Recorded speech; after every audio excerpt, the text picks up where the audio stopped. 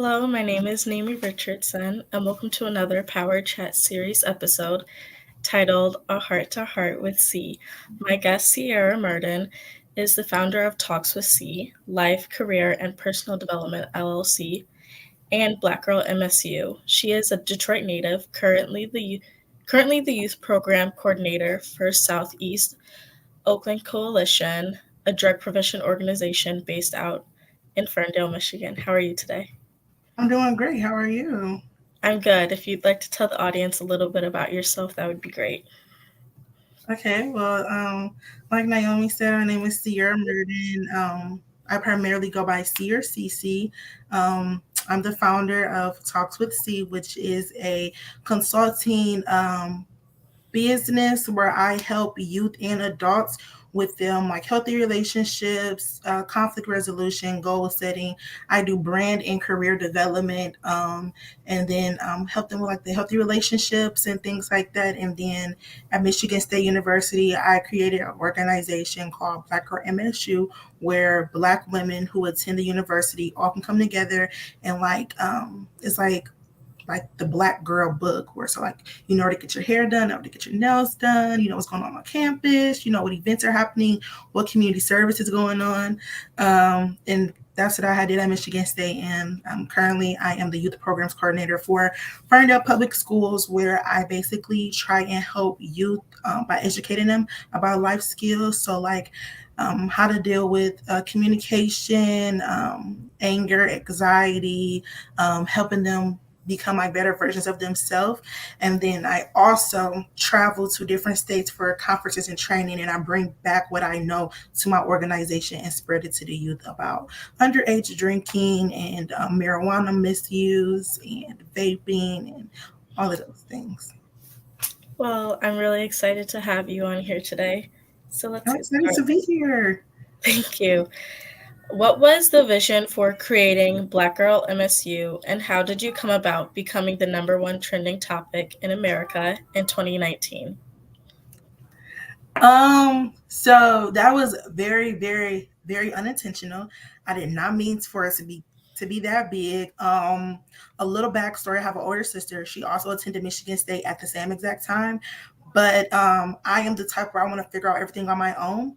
And it's like, yes, I have my sister there to help me, but I don't really want her help. I wanted to figure it out on my own. So I wanted to connect with more people. I wanted to find out more what was going on campus. So one day I just randomly made a tweet like, hey, everyone, I go to Michigan State. My name is Sierra. This is my major. Everyone, like all the girls, drop your major and your age. And then the next day I had like hundreds of replies, and I was looking, I was like the number one trending topic on Twitter. And I was like, what? And news stations started calling me, and journalists was calling me, and then the dean of my college had reached out to me. And it was just like this whole big thing. And I was like, wait, y'all, I just made one tweet. Like it was not supposed to get that big. But then once it did start getting bigger and bigger, I wanted to create like the Black Girl Handbook, because Michigan State is a huge campus. It's literally like its own city. And it's so easy to come from like a small town or where everyone knows each other, come into like this really big, prestigious school. And it's very overwhelming, especially your freshman year if you don't know anyone. So I wanted to create like a little Black Girl Handbook or a guide to life at Michigan State if you are a Black woman. So, people can connect about like where to get their hair done at, can connect about meeting up to study, can connect about projects, connect about, like I said, community service, like a way for everyone to know what's going on without having to like go out and search it and go too far. So now the group has over 1,000 girls. That's great. That's amazing. Thank you, thank you. What does the word movement and the action mean to you? Hmm. I feel like it, to me, it means like a, how do I say this in words? Like a legacy, like a chain of events, like a a time turning event, or like a, you know, like something that strikes people's attention and influences people to do something that's for the greater good outside of Yeah, themselves. You yeah. know, so like That's a thank you. That's great. like I'm trying to put it into words like a innovator, like the starter. I don't know, like the one, the spark that ignites the fire of Yeah. something greater that needs to be accomplished. Yeah. So like all like these little things happen for the greater, bigger picture. Yeah. Talks with C delves into topics such as emotional competency, healthy relationships, and goal setting. What is your number one priority in having community centered conversations such as these? My number one priority is just making sure that people like feel understood and feel like heard. So like in regards like the emotional competency, a lot of people, especially black people and young black people, do not deal well with handling their emotions and don't do well with expressing their emotions in a way where they can be understood. Like sometimes it show up as like anger. So my main priority is for people to be able to effectively communicate with their words how they're feeling to get the resolution that they need Yeah. about that feeling. So like that's like my number one goal is like to make sure that they understood, because that's where a lot of anger and frustration come from, like not being heard, not being understood, especially with our generation. So just making sure that every like all of my clients, like their needs are being met in the way that they need them to be met. You Yeah. get what I'm saying? Mm-hmm. Okay. Yeah. Being a youth coordinator for SEOC, how do you communicate with the youth in terms of affirmations and wisdom? And what is the most important part of the relationship between a mentor and a youth? That's a really good question. Thank you. Um, the way that I communicate with them with the affirmations and wisdom is that I let them know that it's okay to not be okay. But when you're not okay, how are you going to Say it fix again. it's okay to not be okay, but you cannot dwell on that. You cannot just stay where you at. You can be upset, cry, yell, scream, get it out, feel that emotion. It's very important to feel that emotion, but we're not gonna stay there. So now let's make up a plan, and now let's put a plan into motion so we're gonna get over this feeling or start to heal from this feeling. And I feel like the most important thing in a mentor and mentee relationship is boundaries. If that's your mentor and mentee, you can't be hanging out with them at the club, going out with them and stuff like that. Like, keep it like where it's supposed to be, because then y'all gonna have that boundary breakage where it's okay, like, well, I thought you was my friend. No, I'm your mentor. And then boundaries and lines get crossed. And it's just like, it's very hard to be a mentor to someone when they think that you're their friend. Yeah, that is very true. Yes. I wanted to talk more about the work that you do as a youth program. Like, what is your day to day like work life there? Yeah. So it's like broken up into like different eras, I guess, like different parts of like the school year. So from like, let's say when the school year starts, from like September to, I want to say, October, I am okay. Let me go back a little bit. My organization, Southeast Oakland Coalition, is a part of the many coalitions that are around Michigan, and each one has a specific, like, we are all a part of like drug-free communities, so we all do the same thing about preventing drug use, but we all have different like topics or like different things that we like hone in on. So Yeah. particularly with my organization, ours is really like youth focused and youth based. So just keep that part in mind.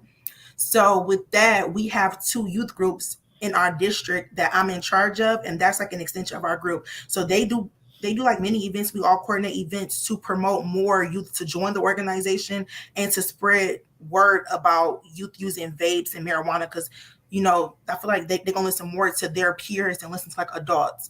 So from September to like October-ish, I'm working with them with back to school events that we coordinate. And then November to like January, I usually go to DC for like a week conference, and then I start creating my lesson plans for life skills. And then February through June, I'm teaching life skills in the classroom to middle schoolers. So that's when I was talking about, I teach them about like social anxiety, social skills, like anything that has to deal with the overall development mentally and physically, and not just like schoolwork. So life skills that they need to know outside the classroom.